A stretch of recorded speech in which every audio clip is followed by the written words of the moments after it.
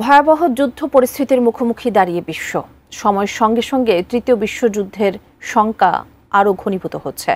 কিন্তু প্রশ্ন থেকে যায়, যদি সত্যি একটি বৈশ্বিক সংঘাত শুরু হয়, তবে কোন দেশ কোন পক্ষ নেবে, আর সেই যুদ্ধে বাংলাদেশের অবস্থানই বা কী হবে? বিস্তারিত আরিফ হাসানের প্রতিবেদনে।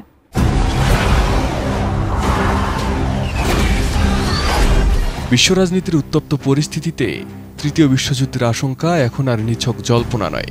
ইউক্রেন যুদ্ধ, তাইওয়ান প্রণালীর সামরিক উত্তেজনা, মধ্যপ্রাচ্যে ইরান ইসরায়েল দ্বন্দ্ব, গাজা ইসরায়েলি আগ্রাসন এবং উত্তর কোরিয়ার পারমাণবিক উচ্চাকাঙ্ক্ষা সব মিলিয়ে বৈশ্বিক স্থিতিশীলতা এখন প্রশ্নবিদ্ধ। যদি সত্যি একটি বৈশ্বিক যুদ্ধ শুরু হয়, তবে কোন দেশ কোন জোটে দাঁড়াবে?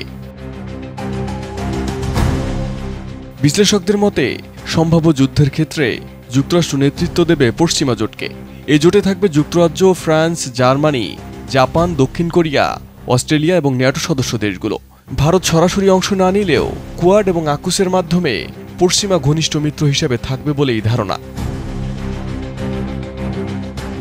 অন্যদিকে রাশিয়া ও চীন গঠন করতে পারে একটি অপশ্চিমা জোট। তাদের পাশে থাকার সম্ভাবনা রয়েছে ইরান, উত্তর কোরিয়া, পাকিস্তান, সিরিয়া এবং কিছু আফ্রিকান রাষ্ট্রের।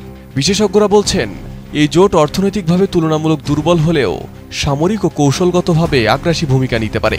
সঠিক প্যাড আর সঠিক তথ্য দিয়ে এসব সামলে নিব এক হয়ে। Mona Lisa sanitary napkin. ভারত একদিকে যুক্তরাষ্ট্রের সঙ্গে কৌশলগত অংশীদার, অন্যদিকে রাশিয়ার পুরনো মিত্র। ফলে যুদ্ধ শুরু হলেও ভারসাম্য রক্ষা করা ভারতের জন্য বড় চ্যালেঞ্জ হয়ে দাঁড়াতে পারে।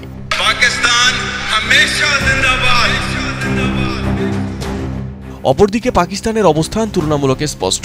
অর্থনৈতিক সংকটে থাকা দেশটি চীন ও রাশিয়ার ঘনিষ্ঠ মিত্র এবং ভারতের বিপক্ষে অবস্থান নেওয়ার সম্ভাবনাই বেশি। বাংলাদেশ বহুদিন ধরে সবার সঙ্গে বন্ধুত্ব, কারো সঙ্গে বৈরিতা নয় নীতি অনুসরণ করছে। দেশটি যুক্তরাষ্ট্র, ভারত ও চীনের সঙ্গে সমানভাবে কূটনৈতিক সম্পর্ক বজায় রাখছে।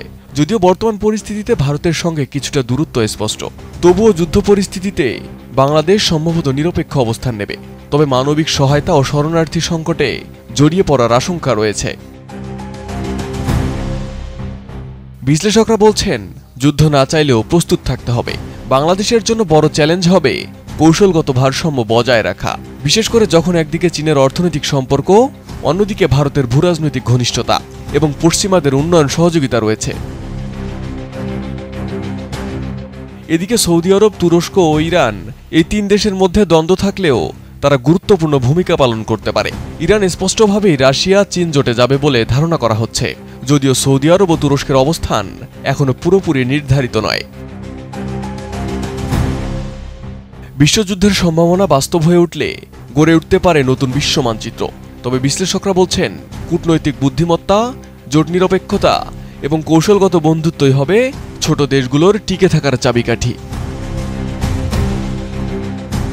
Arif Hasan, ATN news.